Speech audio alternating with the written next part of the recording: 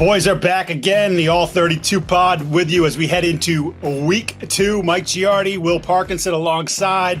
Will, once again, a really good slate. I was going through it. We're trying to separate, like, what are the games we want to concentrate on and what are the games that we would just want to kind of brush through. And there weren't too many games that I wanted to brush through, which, again, tells you sort of the intrigue of the early part of the NFL schedule. Yeah, even the games, I feel like that are probably lesser than on the schedule this week are still either divisional games or games of teams that do have some type of playoff aspirations.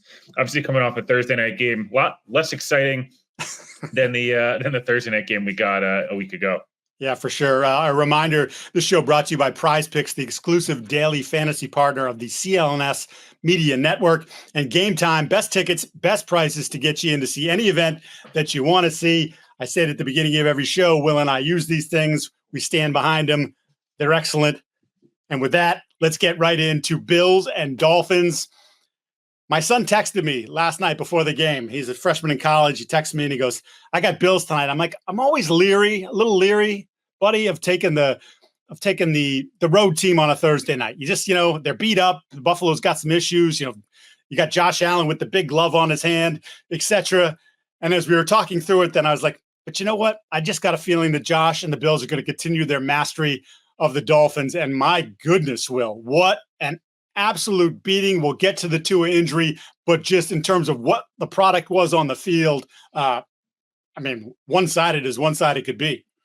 Yeah, the Bills Dolphins is, I believe it's 12 out of 13 now. The only one was 2 years ago, I believe, week 2 on that, the Bills ran 95 offensive plays and they only scored 20 points. They got stopped down there on the goal line and things like that. So all that aside, they've owned this matchup. Josh Allen's owned Tua, quote unquote, and McDermott's had McDaniel's number. And we've seen playoff games. We've seen games to get in the playoffs. We've seen prime time. We've seen all of it. I would say the thing that stood out the most last night is Buffalo's super banged up. I mean, defensively, at least the one drive Miami looked good. We saw Matt Milano stood out quite evidently. And then Terrell Bernard goes down. And then Terrell Bernard goes down. Budding star for them. Yeah, then he goes out. So there was a lot there that was concerning, I guess, for that one drive from Buffalo's perspective. But other than that, they pushed him around. I thought Miami abandoned the run far too quickly. They should have gone heavy personnel and just tried to beat Buffalo up inside. They kind of got away from that, throwing routes to third, fourth, fifth string receivers. Tyreek was weird last night. He kept taking himself off the field after one play, taking himself off. Didn't get Waddle the ball a ton. Tua obviously makes multiple really bad decisions. I thought everyone's kind of giving Robbie Chosen, I apologize, all the blame on that one. And yes, he did slip, but that ball was airmailed no matter what. It doesn't matter who it was. Tyreek's a lot smaller than Robbie Chosen, so I don't know that would have gone in Tyreek's hands either. Obviously, the pick six was horrendous and the game was out of hand, but Miami couldn't stop Buffalo either. Jalen Ramsey getting beat by, Ty Johnson for a 30-yard play. There was just Miami's been now at home back-to-back weeks. And for outside of that fourth quarter, the ETN fumble through the fourth quarter, the other 7 quarters, they've looked really bad on both sides of the football. The offense hasn't gotten going.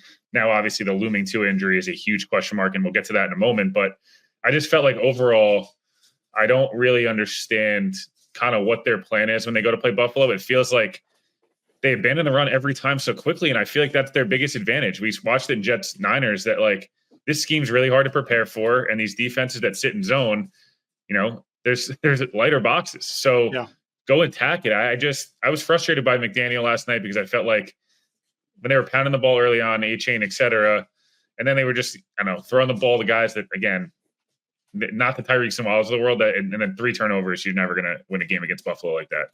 Yeah, it makes you wonder sometimes, look, McDaniel has obviously done a nice job there, but they haven't gotten over the hump. There's a lot of pressure. I think I mentioned this. Tyreek Hill said coming out of training camp, this is the best team we've had since we've been there. But sometimes it feels like, and you brought it up, getting away from the run as early as they did, that they're trying to do it with style points more than they're just trying to say, some of our guys are just better than your guys, and we're going to win that way. And sometimes that means, to your point, running the football and not launching it all over the place and having these cute little underhand flicks and all these different things that they like to add to their offense, which, again, it's wonderful when it's working. But when it's not, you just say to yourself, when you have to be a power football team, can you be a power football team? And we saw last night, as the game wore on. It's just not something that they're committed to doing, and right now feel like they have the personnel to do. Yeah, I don't want to be super negative as if Buffalo didn't play really well last night. I thought they were really good at the line of scrimmage. I thought they tackled well, good eye discipline. As I mentioned, I think they benefited from Miami, some bad turnovers, different things of that nature. But Josh Allen, when he needed 129 yards and a touchdown, didn't have to be, Superman, although he made some obviously special plays. I just felt like they really leaned on the run game. They exposed Miami in that department, and I thought it was a really well-coached, really well-executed game. Buffalo, I don't think they were particularly great last week, especially in the first half, but going forward, they've now built themselves a comfortable, game lead, and, we'll see obviously how this season unfolds, but I think, I have that week 6 matchup circled with the Jets as the, especially with the news with Tua right now, that feels like the biggest game on Buffalo's schedule for the next month or month and a half.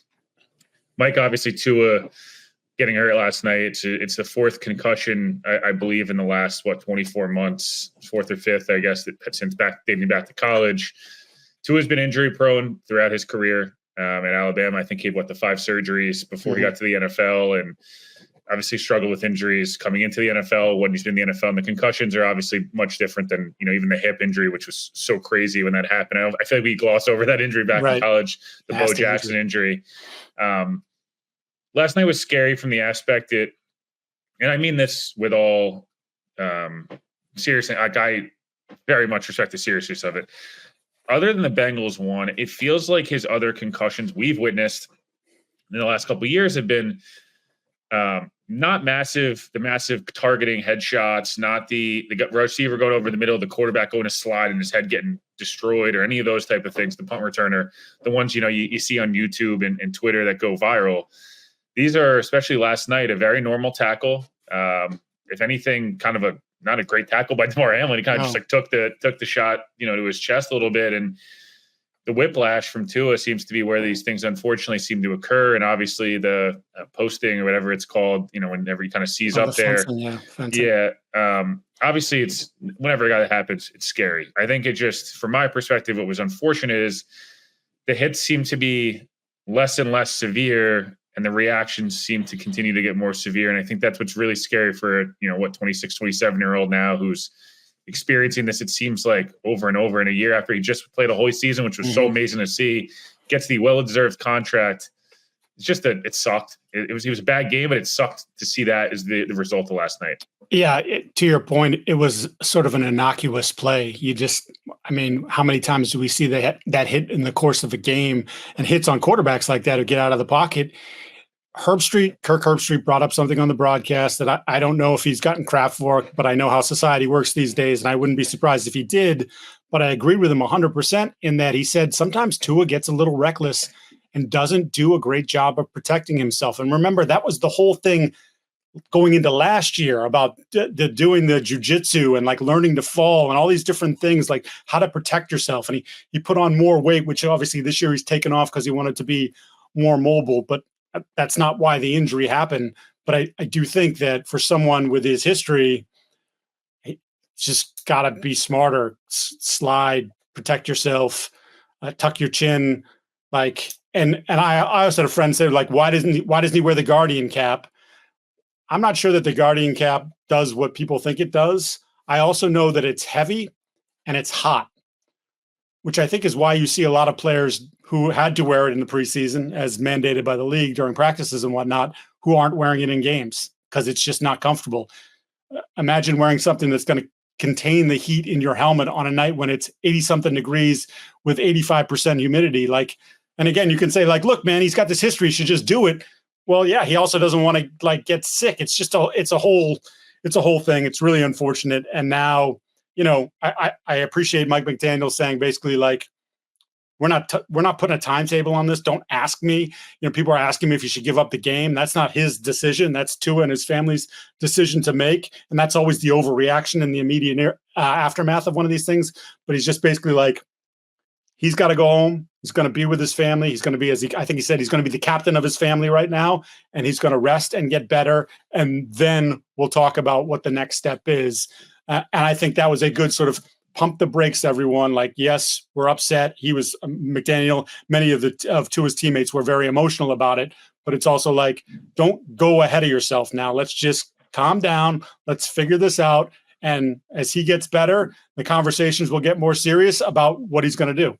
Yeah, I don't think, and I don't mean to be condescending, I just don't think that any of our place is to tell Tua what he should do. He's retire, don't retire.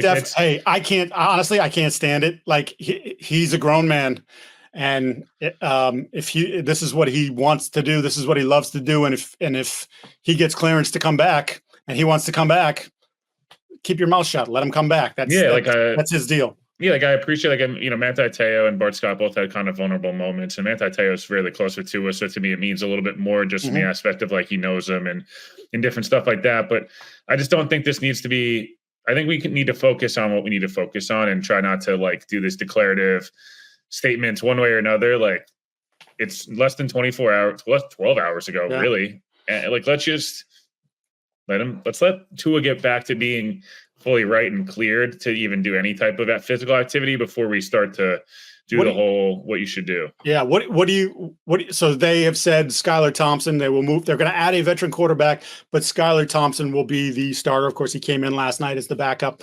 What do you think they should do if this is something that takes a while? If we're talking about a 4, 6 weeks, 8 week situation here, again, we're not putting timetables on it, but as a team, they have to think about how they approach the quarterback position here in the short term.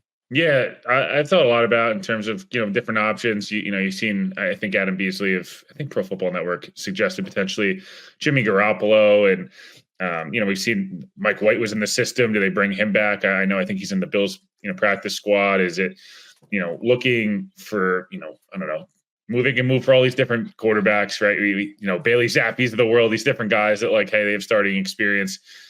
The one that kind of came to mind is Mac Jones. I know Patriots fans will probably laugh at the suggestion, but know some of these guys, played with some of these guys, played with Tua, obviously, and played with Jalen Waddle, and familiar with the division.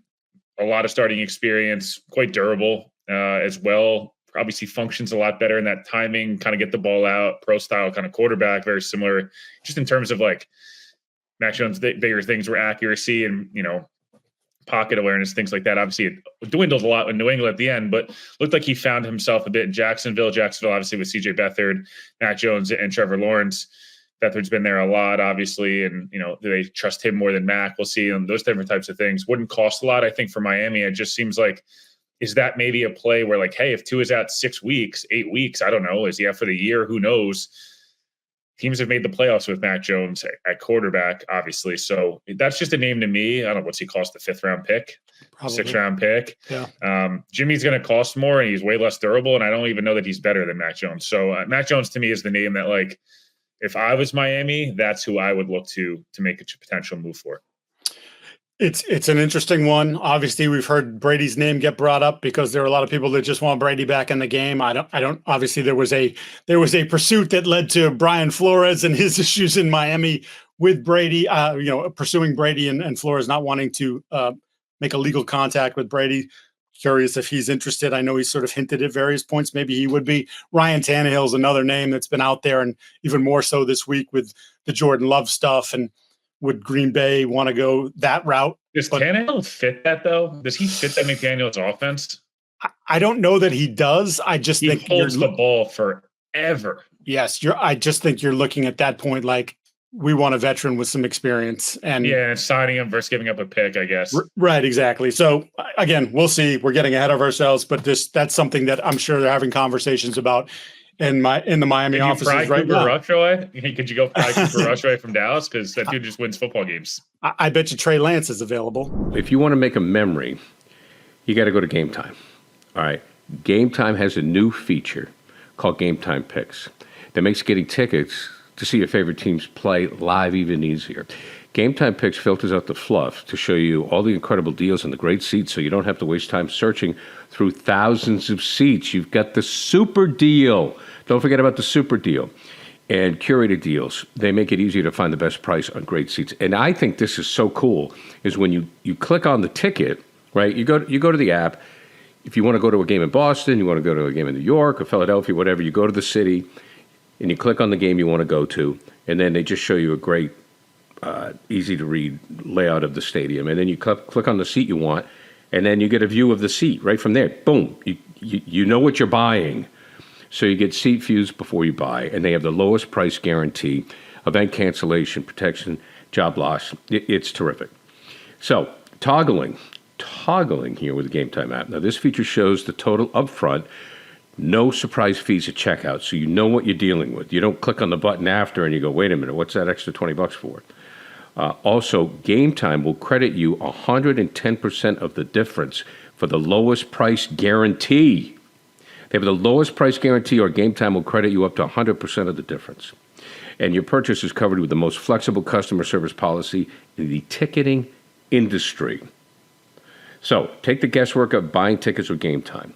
Download the Game Time app, create an account, use the code CLNS for $20 off your first purchase. Terms apply. Again, create an account and redeem the code CLNS for $20 off. Download Game Time today. What time is it? Game time. And that leads us to the week 2 slate. We'll start in Dallas. Saints 1-0, Cowboys 1-0. And for me, Cowboys are favored in this game by 6. New Orleans, there's been a little frisky. There's been a buzz about New Orleans from the people that cover New Orleans. Nick Underhill does a great job covering that team, and I've talked to Nick a little bit and just saying like Clint Kubiak is the new offensive coordinator. And it just feels like maybe, just maybe, they found some answers to solve their offensive inconsistency. Derek Carr looked fantastic, albeit against the Carolina Panthers, arguably the worst football team in the league. He was pressured on just 12% of his dropbacks in that Saints game. So can this offensive line with Fuaga, the rookie first rounder at one tackle, and Trevor Penning, who has been a major league disappointment thus far, but had a solid opening game at the other tackle spot, can they protect Carr? Because if they can't, we're going to see the old Derek Carr seeing goes, throwing the ball to the other team, or just, hey, it's 3rd and 12, and I'm going to take the 2-yard check down because I don't want to throw an interception or I don't want to get hit. And we've seen that story play out before. But again, with Kubiak, maybe there's more comfort there. Maybe it plays better into his strengths. It certainly did in week 1. I have a hard time believing New Orleans is going to go in there against Dallas, against that defense. Micah Parsons, they had last game against Cleveland, 6 sacks and 24 pressures against Cleveland. I could see that being a massive problem for New Orleans in this game. Yeah, this kind of screams letdown game for the Panthers. Division game, a lot of pressure on them. Hey, you got to get that one against Carolina.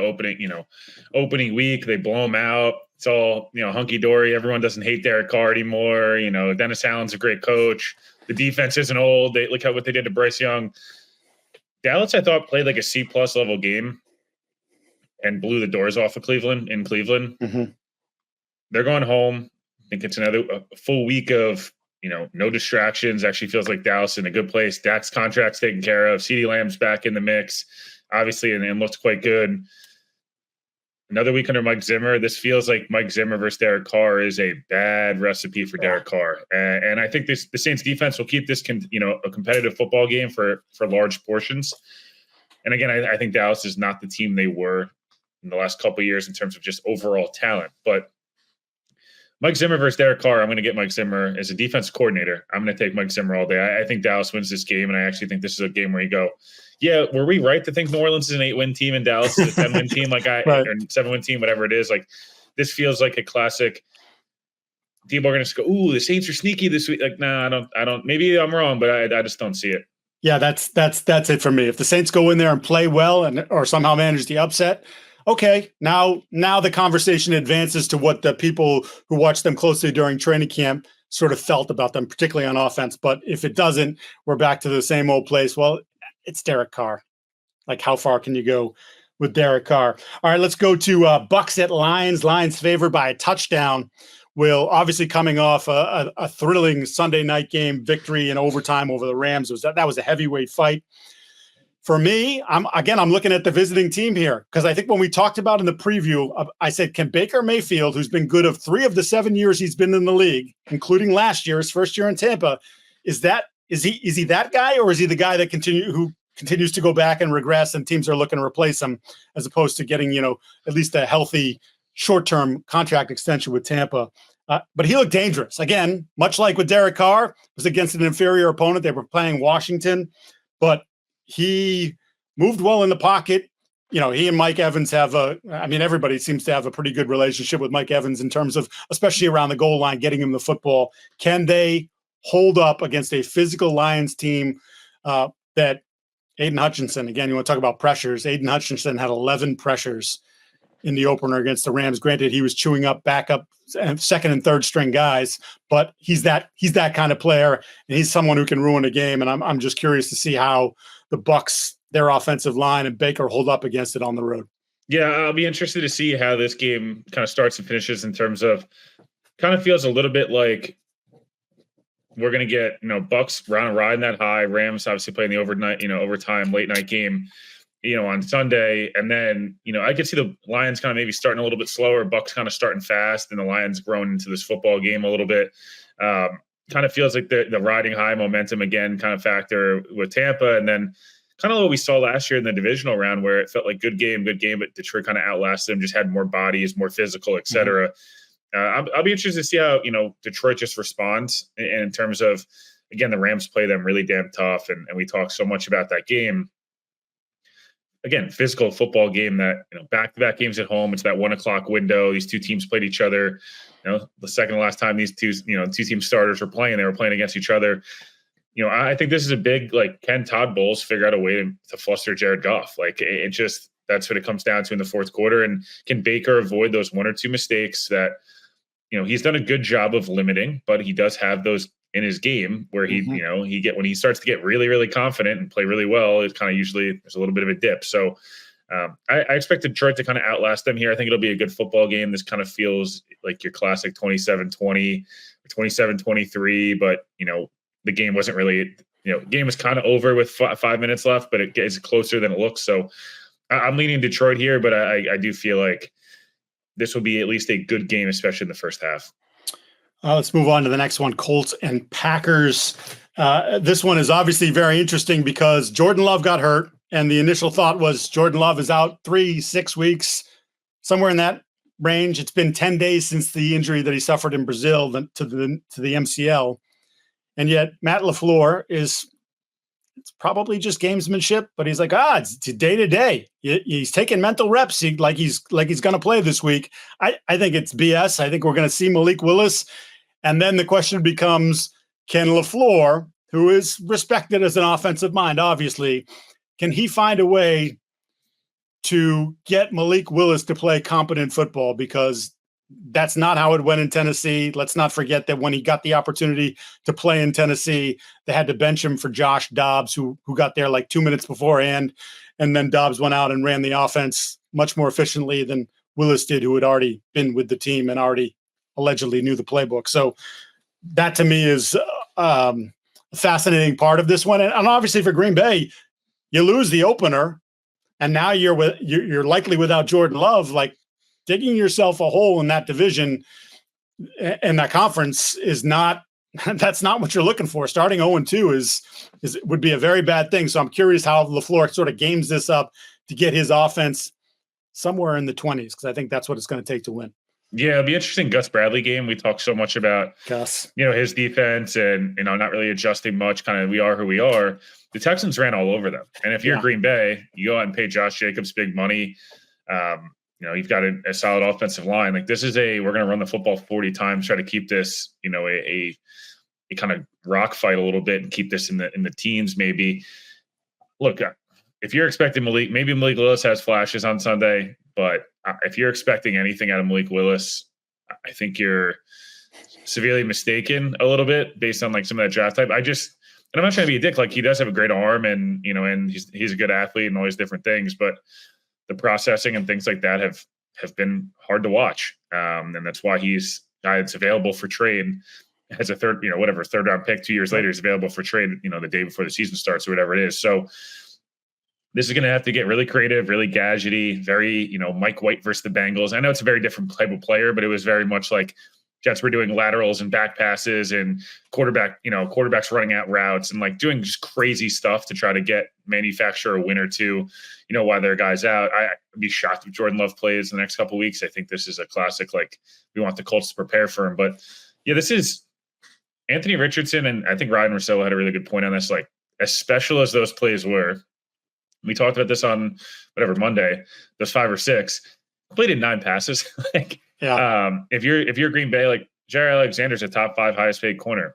This defense is 7 of 11 first round picks, and new defensive coordinator and the whole thing. Like, I don't know, just gave up 30 plus last week. Can you hold a team to 20 points, 17 points, run the rock a million different ways and try to get out of there, with a scrappy, ugly, disgusting win? And then at least you're 1-1 and you're on the board and you're a week closer to Jordan Love returning and getting back to full health. So yeah, I feel like this is a must win for the Colts. Dropping to 0-2 in this conference is same spot. Yeah, not great. And on top of that, like, you are the fully healthy team. You are the team that's playing a backup quarterback. And if it's really a third string level quarterback, like, you got to get a win here and see more progression out of Richardson, more progression out of some of these young players. And if I'm them, I'm taking chances because, you feel like you could stop Malik Willis the whole rest of the game. Go get some of those Anthony Richardson big plays that turn into touchdowns, deep shots, et cetera. And we saw Jaire Alexander get beat by A.J. Brown last week. I would use Alec Pierce the way they used him last week and just say, hey, dude, you're running 65 wind sprints. Yep. Well, it'll get you the ball at some point. Go as far as you can, as fast as you can. Another matchup of 0-1 teams that both have expectations for this season. That's the Browns and the Jags. Jags favored in this one. Cleveland was so bad in that game, and it sparked so much conversation about Deshaun Watson and how poorly he's played, which we've highlighted here, how little he's played, and when he has played, how poorly he's played. They just moved money around again with him prior to the season. They're on the hook for an ungodly amount of cash with a quarterback who does not look anything like the guy that we saw in the COVID year, and that's the last time he was any good in the COVID season. No completions over 15 yards against the Cowboys. 1 first down in the entire first half. Ben has a week, where there's another lawsuit. There's a death in the family. I mean, so there's just a mountain of stuff that continues to come his way. And I keep thinking to myself, when does Cleveland say, hey, Jameis, warm up? Because you can't run your season into the ground. And again, the financial commitment is so huge, but he hasn't played well. And Jacksonville did play well until the very end of their game in Miami when they blew that 17-7 lead. I have questions about the Jags, which I've said here, particularly about Doug Peterson and the Press Taylor offense. And are they utilizing their personnel the right way? What is their identity? I thought Trevor actually played well in Miami, but again, not a ton of throws, just 21 throws in that game. So both teams 0-1. This one feels like Jim Schwartz is going to pull everything that he possibly has out of the bag because I think he knows he has to pull everything out of the bag because their offense is not capable of carrying their fair share of the load. Yeah, I think this game matters more for the Jags than the Browns. And I say that just because I feel like the Jags would now be 2 conference losses already, 2 teams that they potentially could have tiebreakers with for wild card spots, et cetera. I feel like there was moments where Trevor Lawrence looked quite good. There was moments where the team overall looked quite good, and then they obviously collapsed in a pretty drastic way. I thought the O-line started to get kind of run over towards the end of that game. I thought defensively they weren't really stopping people. And these 2 teams, like, we kind of know what the Browns are. I just don't really feel like we know what the Jags are at this point. We know they have flashes. Brian Thomas Jr. looked really good. And we know at moments Etienne and Evan Ingram and, Christian Kirk have shown flashes, but I don't know, like, what are they really? So I just feel like for them, you got to get it done because then they go up to Buffalo in 8 days time or 10 days time from now. Starting 0-3 would look quite bad. The Browns at least have the Giants coming in. The Cowboys were a non-conference loss. If you started, 1-2 and you beat the Giants, at least it's only 1 non-conference loss. Maybe quarterback starts to become a better issue there. This game and the Giants game, we won't hit on the Giants game too much, but these are the 2 games where quarterbacks getting benched is potentiality on the table. And I know they're going to try to ride it out with Watson as long as they can in terms of like him as being the starter and trying to, who knows what's going to happen with this off this field of stuff.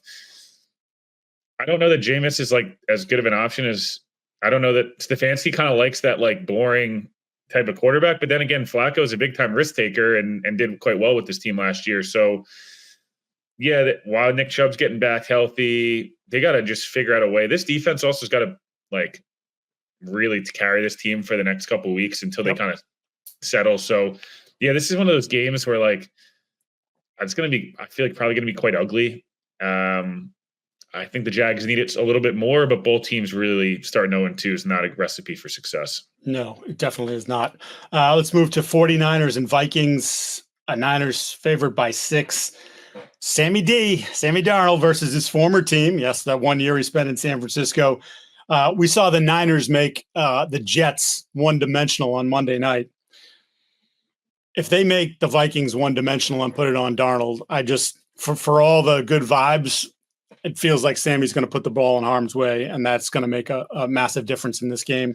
I think the other thing that kind of stands out to me is when they played last year, and granted it was not Sam Darnold, the quarterback, but it was Brock Purdy. Minnesota, and we know Flores loves to get after the quarterback. Well, they averaged 11 yards against the blitz last year. San Francisco did against the Vikings in that game. So does Flores learn from that and say, no, we're just going to rush 4. You're not going to know where it's coming from, but I'm not going to put myself in that position against this offense. Yeah, this is a big Flores game. Got to be better prepared. I thought the Jets, scheme wise, did a pretty poor job, against the Niners on Monday night. We'll see what McCaffrey looked like. He was practicing in full pads, but I wouldn't risk it. I said it last week, and I thought it was a smart decision. No, they've already thrown the Achilles tendonitis thing on it now too. So it's just like, okay, calf, ankle, now Achilles. And he's the guy who usually recovers quite slow. Actually, if you look back in the past, or he's come back from hamstrings and whatnot, they need him for weeks 18. I mean, really 19 through 23 or whatever it is. They don't need him during the regular season. Clearly, the Niners will be a much bigger. Nick Bosa had some interesting comments during the week. Said, the Vikings are a much better team than the Jets are, and it's a much harder game. It is what it is. Kevin O'Connell's going to need to put Sam Darnold in a lot of good situations. I think trying to not let Fred Warner wreck the game is something the Jets were not able to do. And Aaron Jones has had success versus this Niners team. That is he able to? Although he always seems to get hawked down, and the team ends up losing the game, and that happens in the playoffs the last couple of times he's played against the Niners, but. Yeah, Justin Jefferson should have an advantage against any player. He didn't get the ball enough, I thought, on Sunday. Again, both teams coming off comfortable wins. I feel like this is a game where you trust the Niners. That said, Minnesota played Brock Purdy about as good as you could play him last year. And, that was with Christian McCaffrey. But that game, I don't know. This is one of those games where, like, if you told me San Francisco loses, I could see the path. But it feels like the smart choice on paper is definitely the Niners. So I don't know. The Niners feel quite strong right now, regardless of injury. Trent Williams, another game under his belt. Ayuk should be much better shape. Yeah. We don't, as much as McCaffrey's a loss, like Trent Williams looks like he's about 40 pounds heavier than he probably needs to be, but still was amazing. Like he'll start to get back into full Trent Williams. He was, when he was golfing, he was riding the cart. He was not walking the course. So I think that's pretty evident. Let's move on to Seahawks and Patriots. Both teams 1-0. Patriots a home opener, 3-point dogs in the home opener. There's obviously a lot of good vibes based on their victory in week 1, upsetting Cincinnati. We know about Cincinnati's history in early season games under Zach Taylor. They're terrible. Never mind the Jamar Chase nonsense. No T. Higgins in that game, but whatever. The Patriots played some bully ball. They were the more physical team. They were the more well-prepared team. They didn't make mistakes in that game.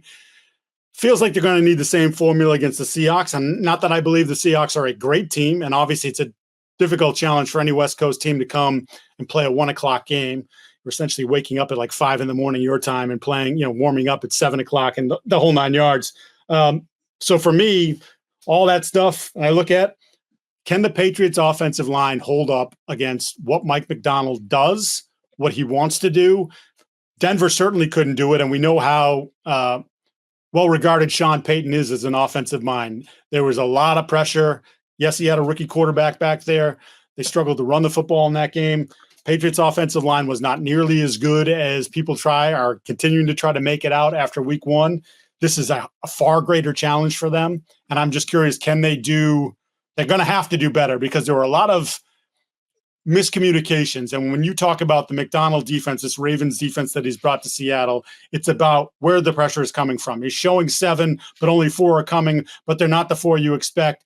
And communication and following your rules has to be perfect for this offensive line that's still coming together. And in the game against Cincinnati, where I don't think Lou Anarumo went crazy in that game in terms of some of the stuff that he had dialed up. Basically, I think he kind of felt like you can't block Trey Hendrickson. He's going to ruin the game for you. And he almost did. But I'm curious with the amount of free rushes they gave up in that first game. If now you're talking about a scheme that like is predicated on that, is the communication. It's going to have to be significantly better for them to have sort of a duplicate performance in terms of, ground success and keeping Jacoby Brissett. I mean, he had 1 sack, but he was under pressure 52% of the time. That's not usually a good recipe for continued success going forward. Yeah, I was going to go out on a limb and say that I think the Patriots start 2-0. My worry is that, as you mentioned, I think you mentioned Ramondre got hit or whatever, whoever the running back at the time in each play was, like 26 to 32 times behind the line of scrimmage. I think pressured on 50+% of snaps. I think that obviously, in my opinion, Cincinnati's defense, talent-wise, especially up front, is very good. But and it's on the road, and first game, and there's a lot to be made of that. They're going to need to be so good on defense, which I think they can be. And they're a really good defense. Obviously, New England was a year ago, and they've been for forever. The Broncos rushed for 4 yards a pop. They didn't get to run the ball enough. They were kind of what the Patriots offense was in a lot of ways, where they just threw the ball 2 or 3 yards down the field and ran the football and tried to play. It's a close game. I feel like the biggest reason to kind of feel like New England wins this game is home opener, really well-disciplined team. Can you get a turnover out of Geno, or can you get something wonky? The 2 safeties last week were nuts. Special teams-wise, the Patriots have been good in the past. Can they continue that? And, obviously you mentioned it's the 1 o'clock, second week, early season still. It's the weird, we just saw the Jets kind of go through where they looked lackadaisical in the beginning of that game. That was a night game, let alone, obviously, Seahawks coming here and warming up at, 5, 6 a.m. their time. McDonald, you would assume it's two first-time head coaches, both of whom style kind of took over the game in both games. So credit to both coaches. Seattle's obviously more talented. They should win this game. They're probably looking at this as like a gimme. I also feel like if New England's got 2 games in 5 days here that they probably feel like, can we steal one of these and start 2-1? And again, further emphasize Gerard Mayo, further emphasize some of these young players, Christian Gonzalez on DK, and how much they kind of deploy him in man, how much they let him shadow him. I just think this is one of those games where, like, I said it, and I will pull up the receipts. I think the Dolphins, I said it before last night's game, that it would be Buffalo 2-0, New England 2-0, Jets 1-1, Miami 1-1, Miami in last place based on a conference loss. I'm going to stick to it, but I think we're getting 2-0 New England going up to MetLife or going down to MetLife in 4 days. And I might be wrong, and they might lose by 30, but I don't know. I have a feeling that New England's going to be one of those spunky teams the first couple of weeks, and then the talent will take over as the season goes on. So when I had them preseason, I before the season predictions 5-12, but this was a game I had them winning. So I'm sticking with it. Again, the roster is not good, but it's been a good start. I think they can finally get a win at home. They were 1-7, actually 1-8 if you want to count the Germany game, because they were technically the home team at home last year. Like, start to build a culture of like, hey, we play well here. It's not easy to come here and play. All right, PrizePicks. I mean, absolutely fantastic. Number 1 daily fantasy sports app with over 5 million active members. PrizePicks, the easiest and most exciting way to play daily fantasy sports. Unlike other apps on PrizePicks, it's just you against the numbers. All you do is pick more or less on a 2 to 6 player stat projection and watch the winnings go in. And this is interesting, Will. They're giving you a gift. As we said, between 2 and 6, Caleb Williams gets 1 passing yard in the month of September in each of these games. It's automatic. They're letting you take that and just check that in. All you got to do is add 1 more to it, and you're winning money. And that's exactly what you want to do. 1 yard gets you that automatic win every football weekend in September. 4 free weeks of W's. Don't miss this deal on PrizePicks, because it's gone when September ends. You can now win up to 100 times your money on PrizePicks with as little as 4 correct picks. Download the PrizePick apps today. Use code CLNS and get $50 instantly when you play $5. That's code CLNS on PrizePicks to get $50 instantly when you play $5. You don't even need to win to receive the $50 bonus. It's guaranteed. PrizePicks, run your game, and we will have our picks at the end of the show. Just for the record, got it done last week. I got it done last week, so you might want to listen to the end of the program to get those picks. Now let's move on to Jets and Titans. Jets favored by 3.5 points. I look at this game and say I was surprised at how well the 49ers ran the ball against the Jets. It took me by great surprise. I know Mosley went down and they just started to eat. Can Tony Pollard and Tajay Spears and the Titans do the same thing to this Jets defense, or to the Jets defense say, look, that was just one bad week and we're back to business and we're back to being a top 5 defense like I expect them to be, like you expect them to be? Yeah, I think the biggest key for the Jets is getting off the field. I thought defensively the game plan was off. I thought, frankly, outside of some Garrett Wilson, that anybody on their team play well. Like Rodgers was okay. Not one of their stars. Before the season, they've got 8-9 guys who could be all pros this year, have been all pros in the last 36 months. I mean, maybe 1.5 of them played above a C-level game, so that'll be a big thing. I think there was a little bit of a humbling that occurred last week, or 4 or 5 days ago. That locker room knows long season. This is, again, a team that got kind of punched in the mouth by Baltimore 2 years ago with Joe Flacco and the company, and then went on a run of 6 of 7 against a far harder schedule than they have come up the next 6 weeks. And that was with Zach Wilson and Joe Flacco at quarterback. Teams under Robert Saleh kind of have started slow, and then they kind of get this. They usually catch fire a little bit in the next 6 or 7 weeks. So this is a great place to start. They have 4 games they're favored by in over the next 4 weeks. They got to get back to doing what they're good at. Rushing 4, hitting the quarterback, tackling well, those linebackers flying around. Offensively, look, I think Aaron Rodgers had 32 or 38 snaps total on Monday. They had defense on the field for 72. So Rodgers will look better, look more comfortable again. His first game back on turf. The weather might be an issue, obviously, with the hurricane stuff. It's supposed to pass by Sunday at kickoff. We'll see.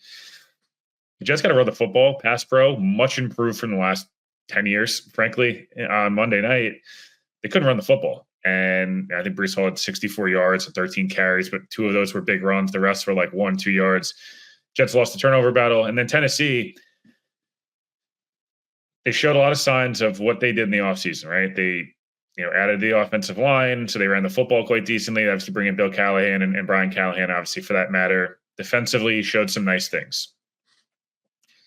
Will Levis is a guy who you can't do that. Tua did it last night in a different way. These I'm going to throw it away, and I referenced Stroud almost doing it. These I'm going to throw it away, but not throw the ball. I talked about this with Zach Wilson years ago. You're going to throw it away, dude. The ball's got to end up in the 18th row. Yes. Of the sideline. Like, it's not hopefully I get it to hopefully I get it out of bounds, whatever it may be. Levis 3 turnovers, one of them at the end of the game. I get it. They ran the ball decently. I expect them to try to run the ball the entire game.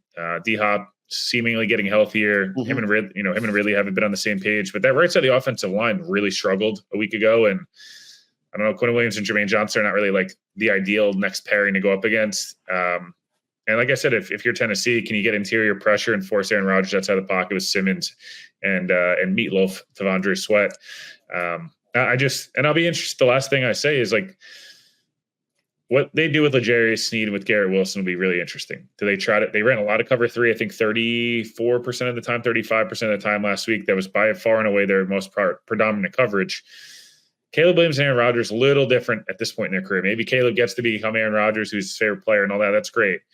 Right now, the way he's going to diagnose defense is very different. If you're going to sit back and zone, Rodgers will pick you apart. And if they're going to try to blitz with man, the Jets are probably going to utilize a lot of Breece Hall. I just would be curious.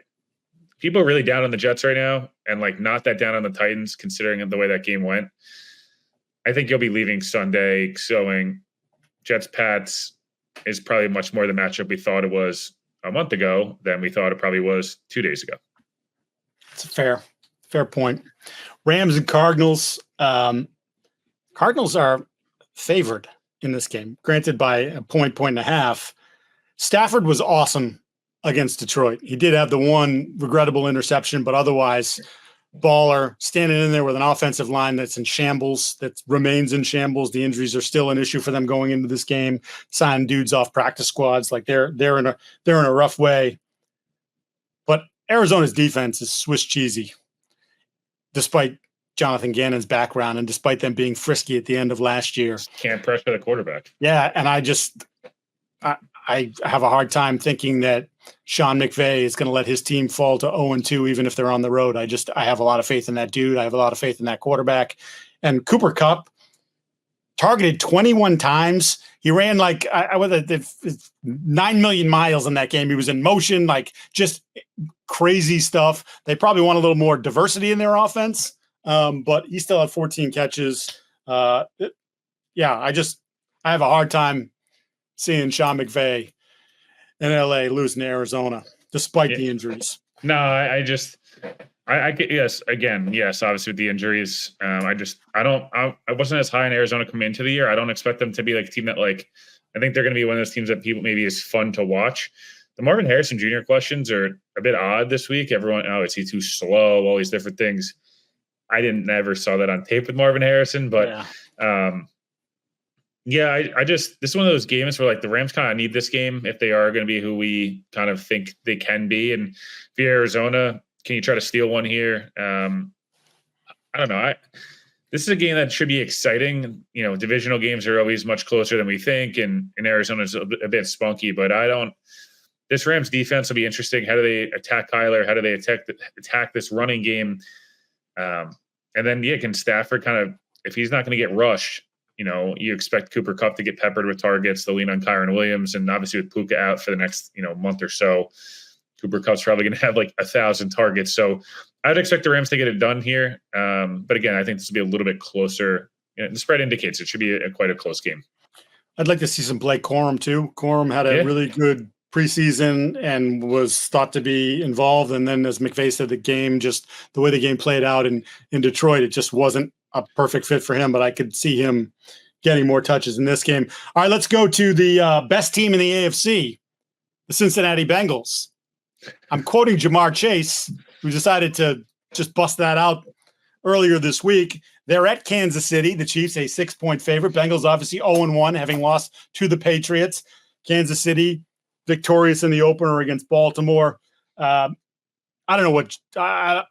Jamar, he's had a weird 6 weeks. That comment. I appreciate the confidence, but they're probably going into this one without T. Higgins again.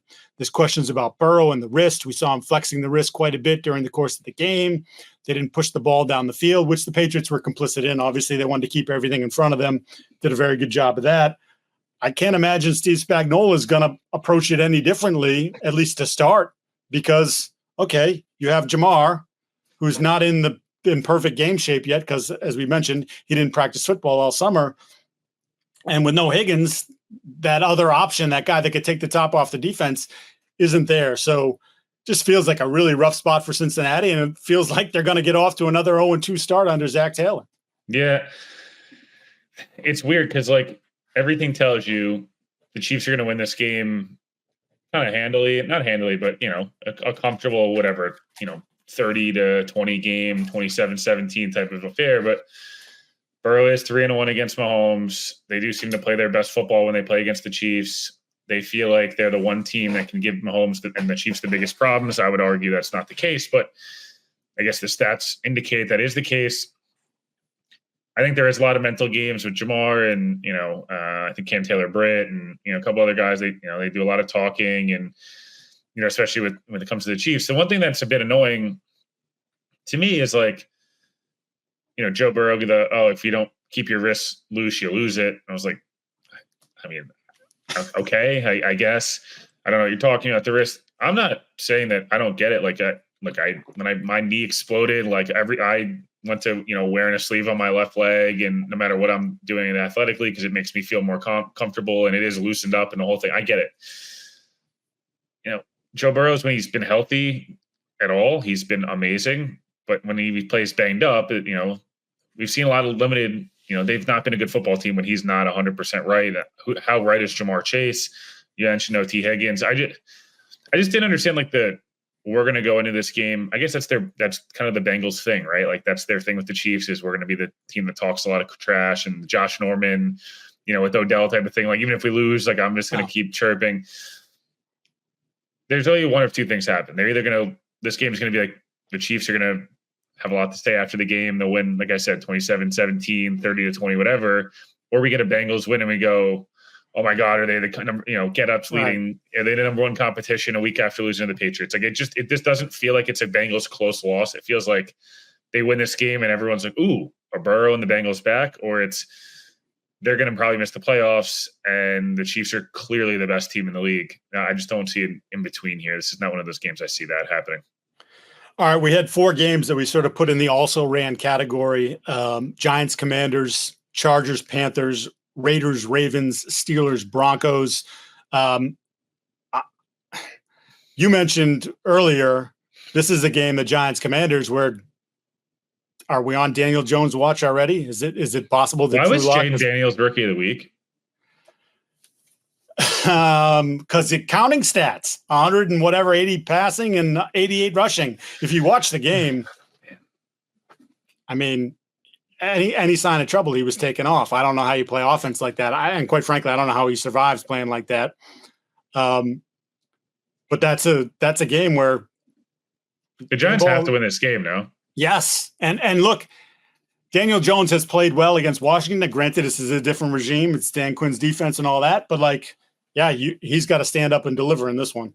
Yeah, he's had success against Washington. It's probably the one team he's had his most success against. That game, obviously, Raiders, Ravens. I expect the Ravens to roll quite comfortably. Yes.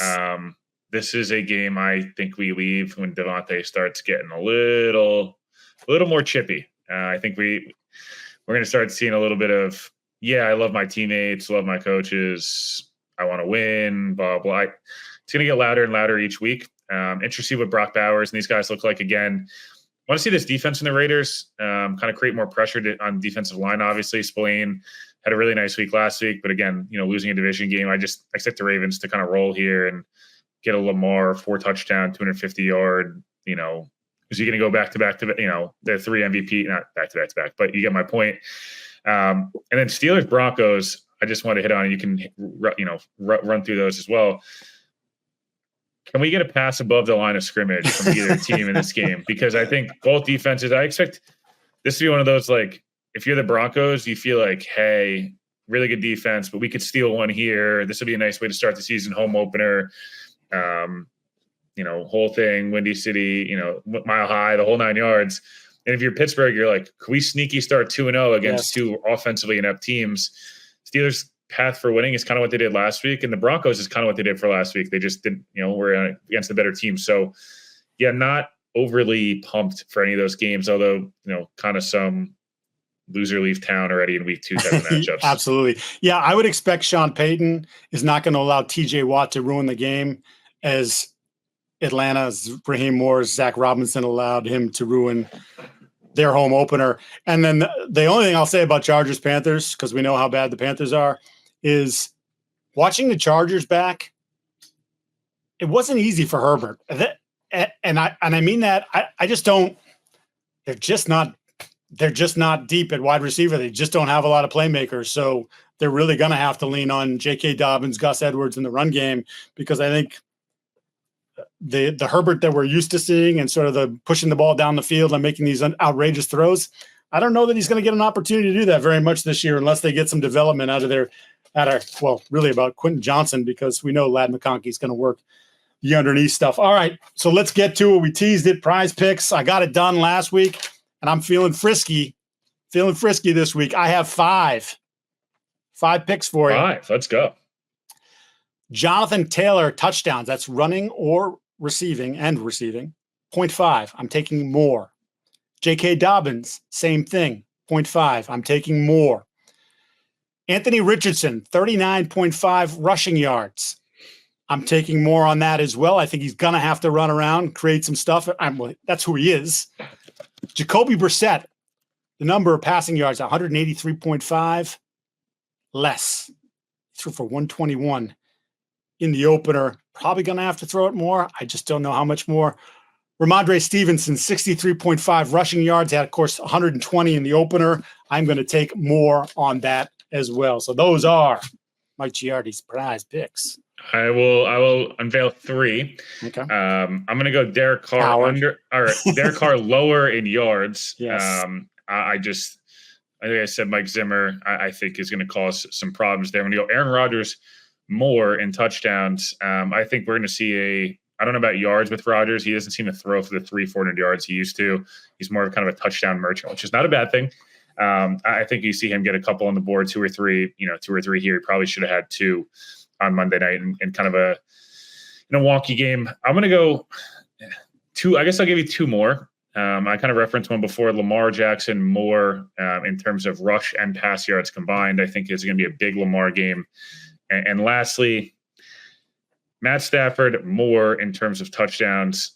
Again, I think no pass rush from the Cardinals' perspective. I think we're going to get a Cooper Kupp 12 for 174 and 2 touchdown type of game, and that means Matt Stafford's going to have big time stats. So that's where I'm going to land on my more or less for PrizePicks this week. All right, that's going to put a wrap on all 32 for this week as you get you ready for the Week 2 slate. We'll be back with you on Monday, preview the Monday night game, and obviously recap the weekend that was. Will, always a pleasure. People, reminder, like, subscribe, tell your friends, leave reviews.